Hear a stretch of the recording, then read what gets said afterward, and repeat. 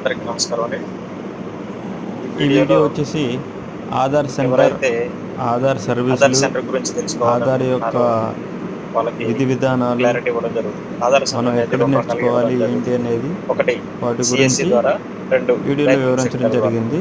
CSC ద్వారా ఇచ్చే వాళ్ళకి ఆధార్ సెంటర్ సీఎస్‌సి ఐడీ ఉండాలి. సీఎస్‌సి ఐడీలో సర్వీసులు ఉండాలి.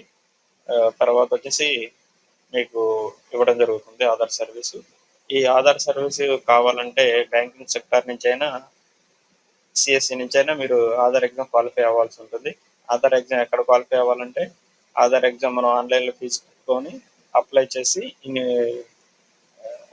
ఎగ్జామ్ రాసి వచ్చిన తర్వాత సెంటర్కి వెళ్ళి ఆధార్ సెంటర్కి అప్పుడు మనకు సర్టిఫికేట్ ఇవ్వడం జరుగుతుంది. స్పాట్లోనే ఇస్తారండి సర్టిఫికేట్ కూడా ఇవ్వడం జరుగుతుంది.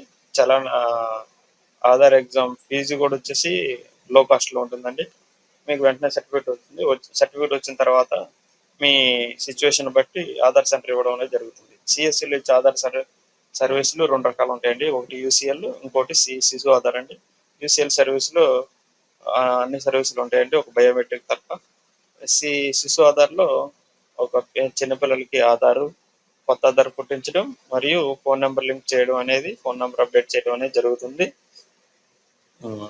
నెక్స్ట్ బ్యాంకింగ్ సెక్టర్ ఆధార్ వచ్చేసి, బ్యాంకింగ్ సెక్టర్ ఆధార్లో మీకు అన్ని రకాల సర్వీసులు ఉంటాయి. చిన్నపిల్లల ఆధారు, పెద్దల Aadhaar, plus Aadhaar mistakes, date of birth mistakes, finger prints, biometrics అన్ని రకాల బ్యాంకింగ్ సెక్టర్లో ఉంటాయండి.